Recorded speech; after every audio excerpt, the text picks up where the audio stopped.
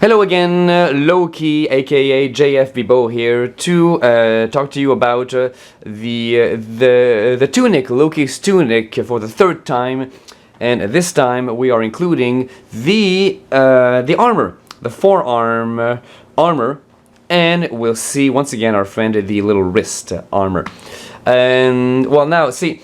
I've got some progress pictures of the forearm armor as well to show you. But ultimately, the best thing to do is just show you the finished product. So this, the construction here isn't all that, I guess, complex, because the answer is Wonderflex. I used more Wonderflex.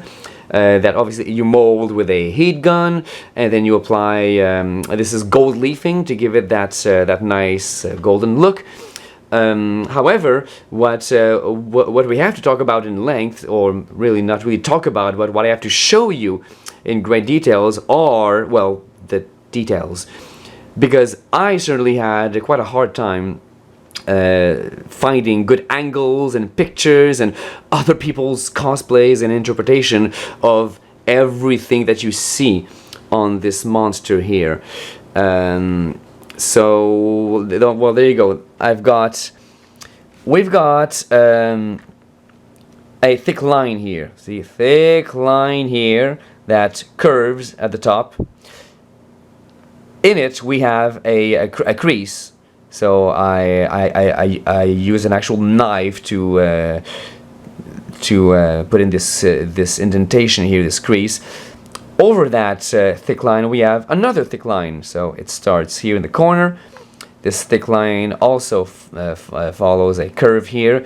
These two thick lines, they end up becoming the strap that winds its way all around the forearm and ends up here at the top. So it tilts upward.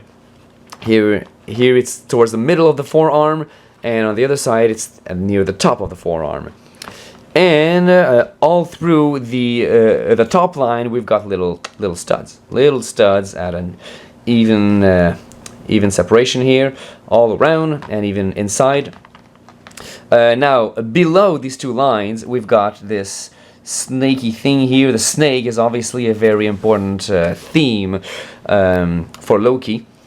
You know, going all the way back to the anecdote. Then he was a snake, and then it turns out it was him. He transformed back, and I'm a snake, it's me, and then he bit me. You know, that wonderful Thor anecdote from Ragnarok that we all love.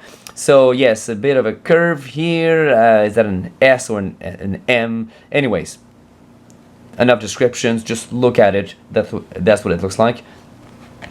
And I will probably not provide any play-by-play description of this area as well, because what can I say? You just have to look at it. Here we have another, clearly an S here. It goes all the way back here. Here some kind of a little candy cane and a little trident here. Obviously another candy cane here with more a little curly hue here, a snake, which actually connects to the line, the first line that we had here. Another little trident, and why not another little twisty thing here. And just two lines here, two lines unattached to anything else. Around the whole thing, we've got a big thick strip here around the whole top area. And then here we have a big deep crease. And here we've got what I call the feathers or the teeth. See, indentation here, indentations that I grooved with a knife. And then these little divots. I forget the tool that I used to score those into the Wonderflex, but obviously it's the same tool. It's the same tool I used for these little divots on the wrist guards. And let's see, what else should I mention? Well, yeah, Wonderflex. I was one of the early customers of Wonderflex. I actually emailed. I actually had an exchange with the guy who made Wonderflex. And I bought, way back then, I bought some of the first gen Wonderflex. See, on the other side here, you can see there's a definite mesh. There's a mesh into the into the material. Well, first gen had this mesh visible on both sides. Obviously not quite as nice. And then eventually, when I ordered some more, the guy wrote me and said, hey, guess what? You'll be one of the first users of my new gen Wonderflex. Now I've got one of the sides that has this nice a nice matte finish. The grid is not visible on one of the sides, so obviously you want to use the ugly side on the inside and the pretty side on the outside if you are also using Wonderflex. And oh yeah, now a little bit about the gold leafing process. Well, for the pants, it was just paint, just gold leaf paint. But here I actually use the gold leafing kit, which comes with, many different bottles of solutions like glue and whatnot in the base coat, and then the actual leaves that you gently apply on your thing, and then you run your finger, and so it glues on and all that. Now, using that technique, using that nice little kit, you have something called the base coat, which is like dark reddish, black, dark red, black, reddish, black red, highly descriptive there. You can obviously tell that I'm a writer. Yes, but for Loki, I actually used a gray base coat. I wanted my base coat to be light gray, because by looking at Loki's armor, you can tell that wherever it's scratched, you do not see dark as you normally would on an old antique piece of gold like that. You see gray. So here you can see on my progress pics that yes, I painted the whole thing gray, and then I applied the gold leaf. There isn't a whole lot left. I'll be honest, you can't really see a whole lot of my gray base coat anymore. It didn't look quite right. Whenever I did see gray, I went, you know what, I don't like it, I'll just add some more gold on top to hide it. So it's pretty ironic that I went to the trouble of adding my gray base coat for very good reasons, and then finally there isn't practically any left. Let's go inside if you'd like. Here we got more of that mesh, and we've got the magnet that attaches to the top of the sleeves. If you don't know what I'm talking about, go back to my previous episode when we talked about the sleeves. Yep, sorry for the brief bleep, battery died, had to wait a while. Let's try to keep going where we were. I was about to talk about, oh yes, the mesh.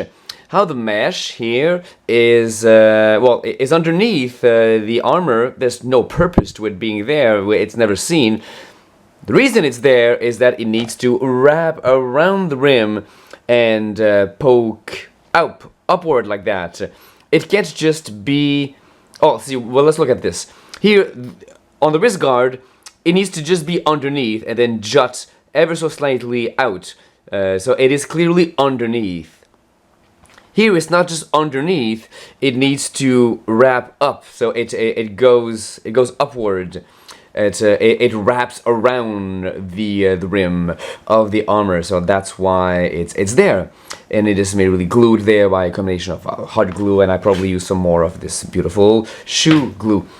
And let's see if there's anything else to say about the forearm armor. I'm not sure. Let's while I think about it, let's look at the wrist guard some more. So yes, so this is one big piece of that meshy fabric. Actually, I do believe that it's probably 2 layers, probably. Yeah, 2 layers, you can see it here. 2 layers of it. And yes, as we just said, it juts out ever so slightly, so it's underneath. The wrist guard itself, beautifully decorated with that same little pokey tool it obviously has a rounded tip. Whatever I use, I forget what I used, but it obviously has a rounded tip. So it's not just a stabby tool like the one I had, poking holes through the vinyl of the pants in a previous episode. But yeah, this is a rounded tip.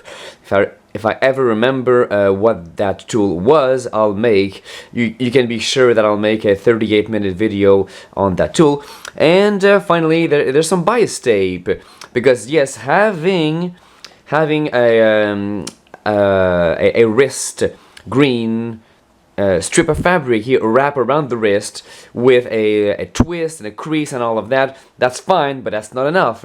There needs to be more, as we can see on the picture. There needs to be more green, more layers. So I found bias tape, which is the exact match, the exact color match of my green fabric here.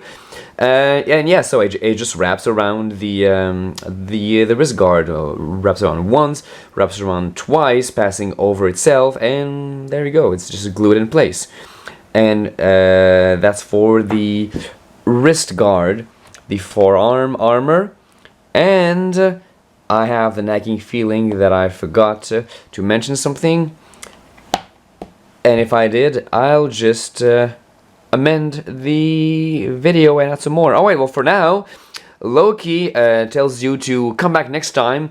We will talk about the third major step of the costume. So I put on the pants and the footwear. I slip on the tunic, and actually I do not put the armor quite yet. So we talked about it, but it's not actually on me at this point. If I show you all the pieces of the costume in the order in which I put them on, this is an exception. I don't put this is actually the very last thing that I put on. So yes. Pants, footwear, that's step number 1. Step 2 is the whole tunic. Step 3 is what we'll be talking about next time, what I call the bodice or corset. Alright, until next time, kneel and subscribe. Oh, hey, guess what? I did find something else to mention about these, and that's rather important. Which way do they go? They go like this. The inside of the arm is where we have the little snake part here. So they go like this. They go like this. Put them like that, and they will be backwards. So yes, the snake part goes in the inside of the arm. And there's something else I want to show you. In fact, I'll cut for a second. I will slip the sleeve through this. There we go. This is what it looks like when everything is on. The only thing missing here is, you know, a hand.